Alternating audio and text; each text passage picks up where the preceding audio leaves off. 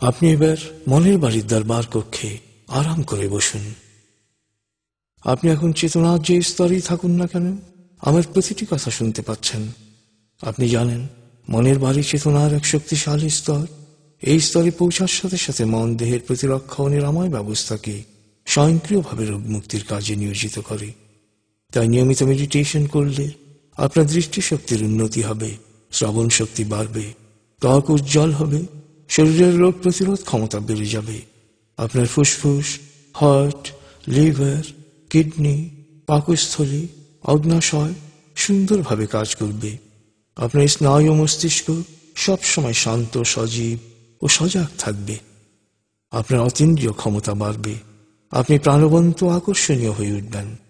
আপনার মন থেকে অস্থিরতা, রাগ, ঘৃণা, ক্ষোভ ও হিংসা দূর হয়ে প্রকৃতির প্রতি, মানুষের প্রতি প্রেম ভাব সৃষ্টি হবে।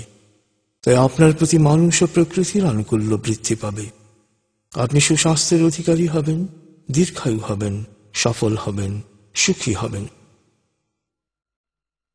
মনের বাড়িতে যে কোনো অটো সাজেশন মন সহজেই গ্রহণ করে। তাই মনে মনে আমার সাথে বলুন, ভবিষ্যতে শিথিল আয়নের উদ্দেশ্যে যখন আমি চোখ বন্ধ করে আরাম আরাম আরাম বলবো, তখন আমি পুরোপুরি শিথিল হয়ে যাব। এরপর 19 থেকে 0 গণনার সাথে সাথেই মনের বাড়িতে পৌঁছে যাব।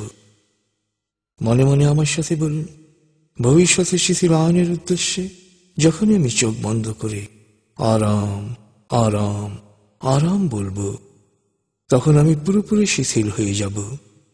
এরপর 19 থেকে 0 গণনার সাথে সাথে মনের বাড়িতে পৌঁছে যাব। মনে মনে বলুন, আমার আত্মবিশ্বাস ও সাহস বাড়ছে, আমার মনোযোগ, একাগ্রতা ও প্রশান্তি বাড়ছে, আমার স্মৃতিশক্তি বাড়ছে, আমূলক ভয় ভীতি ও নেতিবাচক চিন্তা বা নেতিবাচক কথার প্রভাব ও প্রতিক্রিয়া থেকে আমার মন ও মস্তিষ্ক পুরোপুরি মুক্ত থাকছে। ইতিবাচক চিন্তা আমার জন্য কল্যাণ বয়ে আনছে। আমি যা চাই ইতিবাচক চিন্তা ও কাজ দিয়ে তা অর্জন করছি। আমার শরীর মনে এক অনাবিল সুখানুভূতি প্রবাহিত হচ্ছে। প্রতিদিন আমি সব দিক দিয়ে ভালো হচ্ছি, লাভবান হচ্ছি, সফল হচ্ছি। আপনি এখন ধ্যানের গভীরে অবস্থান করছেন এবং আমার প্রতিটি কথা শুনতে পাচ্ছেন। এবার আপনার দরবার কক্ষে এক এক করে আপনার পরিবারের সদস্যদের নিয়ে আসুন। অনুভব করুন, সুন্দর গালিচার উপর সবাই আপনার চারপাশে তাকিয়ায় হেলান দিয়ে বেশ খোশ মেজাজে বসেছেন। এবার এক এক করে সবার কুশল জিজ্ঞেস করুন, সবার খোঁজ খবর নিন, শুনুন কে কি বলছে। দেখুন কেউ আপনার সাথে অভিমান করে আছে কিনা, বা আপনার কারো প্রতি কোনো ক্ষোভ বা অভিমান আছে কিনা। আপনার বিরুদ্ধে কারো কোনো ক্ষোভ, অভিমান বা অভিযোগ থাকলে তা মনোযোগ দিয়ে শুনুন। ক্ষোভ বা অভিযোগ থাকলে ক্ষমা করে দিন বা ক্ষমা চেয়ে নিন। তাদের কারো কোনো সমস্যা থাকলে তা মনোযোগ দিয়ে শুনুন। শারীরিক, মানসিক, পারিপার্শ্বিক, পেশাগত যে কোনো সমস্যাই থাক না কেন, সমস্যাটি মনোযোগ দিয়ে শুনুন এবং সমস্যা দূর করার ব্যাপারে আপনার পরামর্শ প্রদান করুন।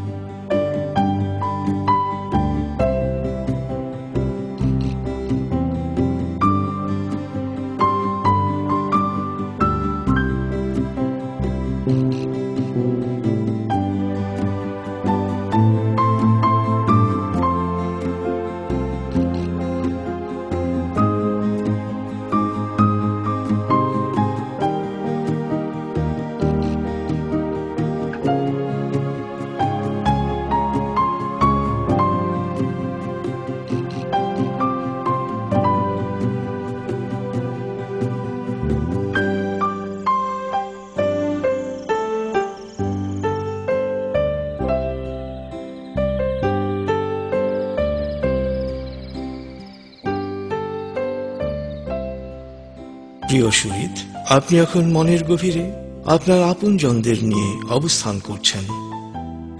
আপনার ঘর, সংসার, পরিবারই হচ্ছে আপনার পার্থিব ও আত্মিক সাফল্যের প্রাথমিক ভিত্তি। এ ভিত্তি যত সবল হবে, সুন্দর হবে, যত প্রাণবন্ত হবে, তত আপনার পরিবার সুখী হবে, আনন্দোচ্ছল হবে, তত প্রাণ প্রাচুর্য ও প্রশান্তি আসবে আপনার জীবনে।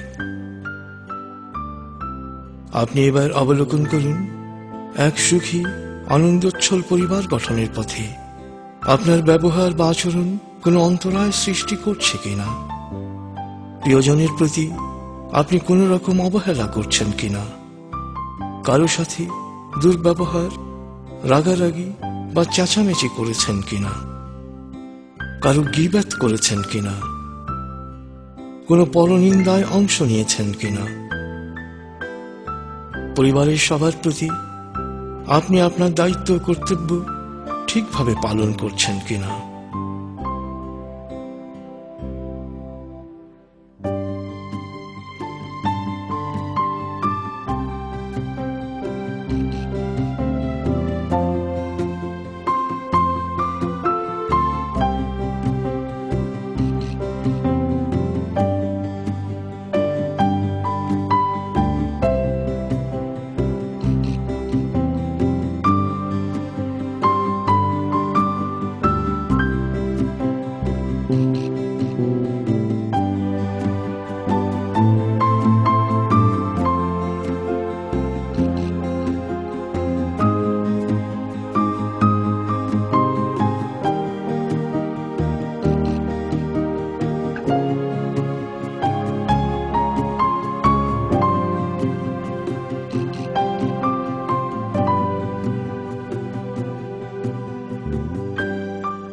এবার পুনরায় নিজের পরিবারকে পুরোপুরি অবলোকন করুন।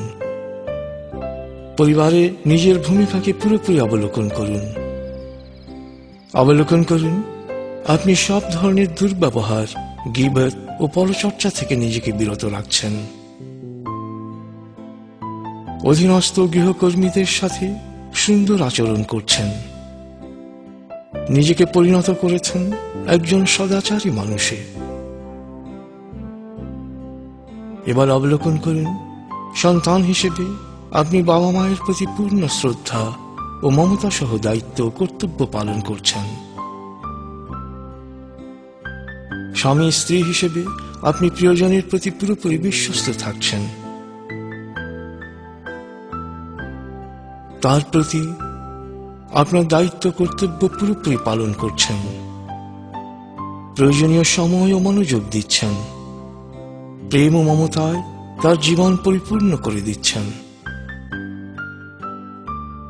বাবা মা হিসেবে সন্তানের সুশিক্ষা ও মানবীয় গুণাবলী বিকাশে পর্যাপ্ত সময় ও মনোযোগ দিচ্ছেন। বাবা মা, স্বামী স্ত্রী, ছেলে মেয়ে, ভাই বোন, আত্মীয় স্বজন, বন্ধু বান্ধব ও প্রতিবেশীদের প্রতি আপনার দায়িত্ব ও কর্তব্য আপনি মহান স্রষ্টার ইবাদত হিসেবে আন্তরিকভাবে পালন করছেন।